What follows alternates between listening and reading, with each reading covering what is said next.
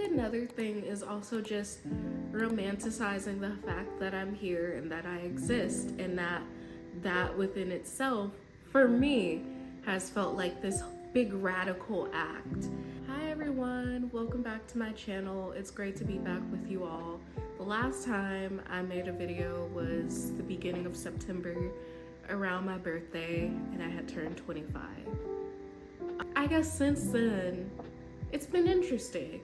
I think I've spent a lot more time trying to process and understand where I'm at in the process of being a 25-year-old, being post-grad, and trying my best to make the most out of it, make the most out of enjoying life, even if I'm not where I want to be right now.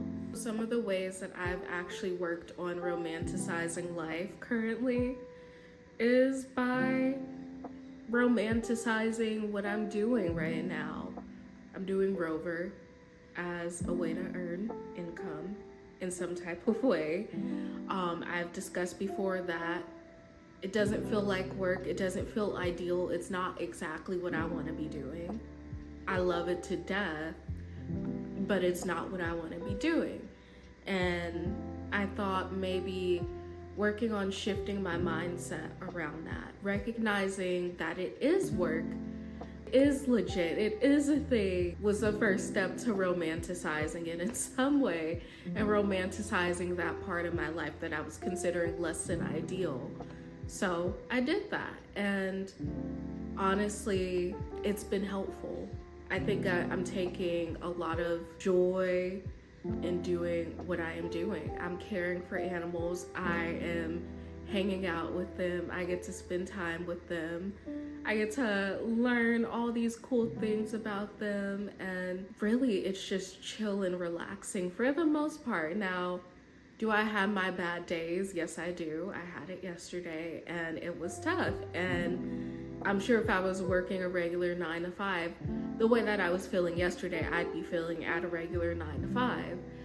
But in the bigger scheme of things, the bigger picture, I have been able to really recognize the ways in which being around animals in particular and working with them has made me happy. It's flexible, it's interesting. So I think just romanticizing that and really being thankful that I can do something like that. I think the other part in terms of romanticizing life for me has also been really working towards really learning and honing in on developing skills and crafts, even if they don't take off to be lucrative or anything.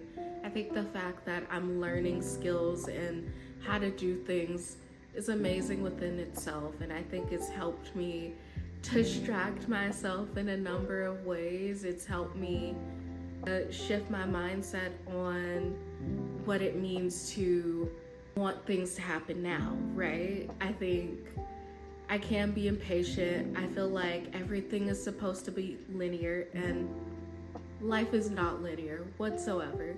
And so I think making things has been an outlet of really getting to know myself and my patience and learning these little intricate details when it comes to things, and learning how to get things wrong, learning how to get things right, learning how to create a finished product, even if I may not be as satisfied and there might be little mistakes in there. I can say that I made something at the end of the day, that I took the step to do it, and I think that's what matters. And that's one of the most important steps as well in terms of romanticizing life. I can think of another example.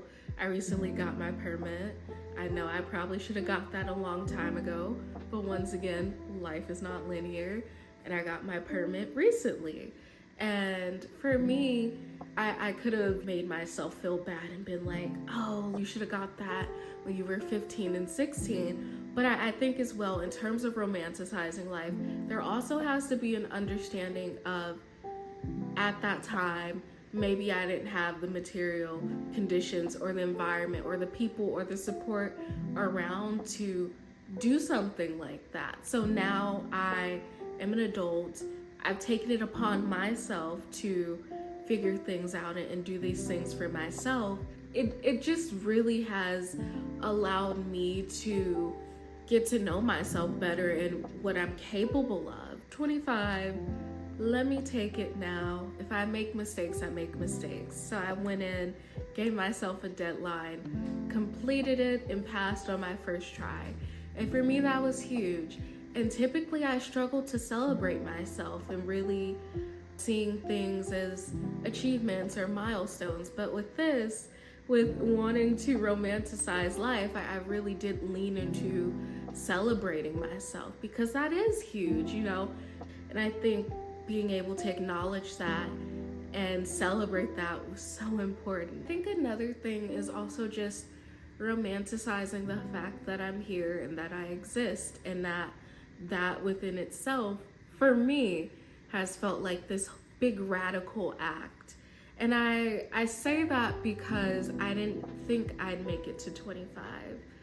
I struggled with a lot of ideation of not being here, and I dealt with a lot of circumstances that I wouldn't blame myself if I were not here, because I had to go through that and endure it. But I am here, and I think in the past that was tough to grapple with, and I wasn't able to really, I guess, romanticize or enjoy the fact that I exist, because when you are in survival mode, when you are going through so much active trauma, you're being traumatized or currently existing in traumatized moments and environments, it's tough to fantasize or romanticize the idea of you existing in a future. You being able to make it past what your current circumstances are. It's tough, and I think for me, it's tough to fantasize and romanticize about a future. I actually wrote about this in an article, is my ongoing curiosity to see if I make it, to see if I achieve the things that I feel like I desperately need and want to be successful, or feel like my needs are met. And I think the fact that that curiosity is what keeps me going is what I romanticize. I romanticize that idea of curiosity, the what if, what would I be? I think that's what keeps me going, and I feel like right now, even if it isn't ideal, what if I work through this moment? What if I keep at it? What is it gonna look like once I come across or finish this milestone, or this track in my life, or this path, however you want to phrase it? I think about that a lot. I think that's really important. While things have not been ideal, while things have been sucky, while life is gonna life and be shitty, I have, because of who I am, I have been able to be actionable and work through the things that feel uncomfortable, that feel like they suck, and shift my mindset to really try and enjoy the little pieces that I can. I'm trying to work towards turning things around so that they're not always negative, because even if things are shitty, not everything is 100% negative. And I think working towards not thinking in black and white. Now, some things in life are black and white, but some things are also the in-between of like, yes, while this is shitty, while this is great, there is also an in-between. And I think working on thinking and being in that in-between of validating the bad and also validating the good and mashing those together. In some ways, they're both normal.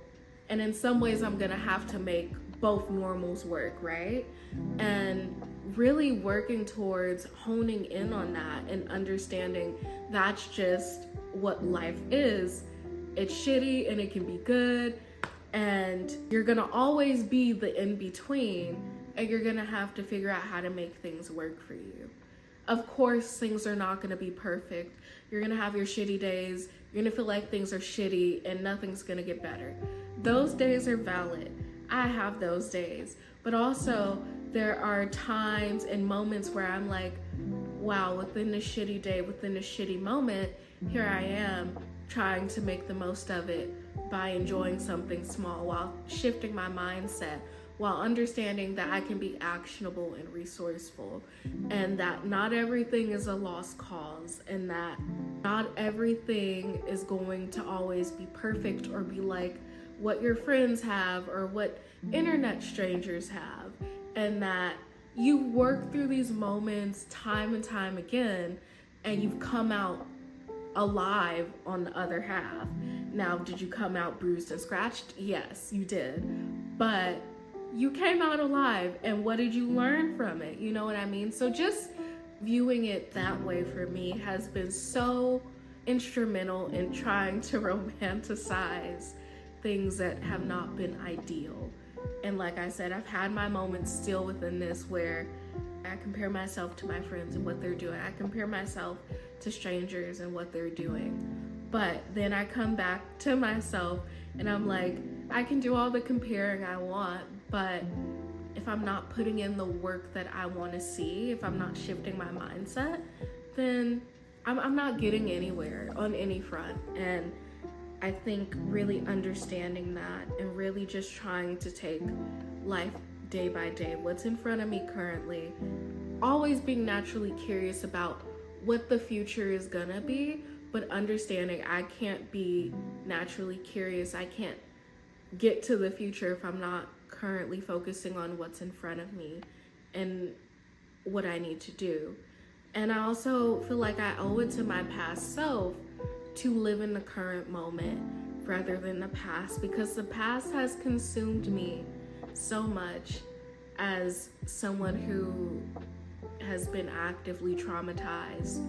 And while I guess it served its moments in some way, or it served its purpose in some way, I think living in the past has also robbed me of the opportunities of living in the current, of taking care of my current self, because I was so concerned about the past and the past following me and what I didn't get to do in the past and what I should have been doing in the past, or the what if.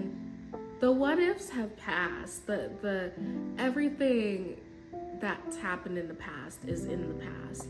While yes, some of the things stick with me, I know that focusing on what's in front of me currently is what's gonna be more beneficial. And I think now, as a 25-year-old, really realizing that and honing in on that fact that what matters, what my future self and my past self are both going to love and feel nourished for, is if I'm focusing on my current self and what's in front of me, what I can do currently. I think that I've learned a lot this month about myself and my capabilities, and I've also learned a lot about what it takes to shift mindset and what it takes to not always think in black and white or think in the negative.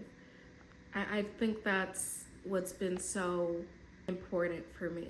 That's been my growth and progress these past couple of weeks after turning 25, and I am proud of myself for that. And I will be making more videos in the future updating about where I'm at in life, and this is where I'm at currently, and I just want to acknowledge and honor that, and yeah, just be in the moment and hone in on that. Anyway, thank you so much for watching my video. Please like and subscribe, and comment down below as well if you're on a similar journey as I am. I would love to connect and chat more. Thank you so much for watching.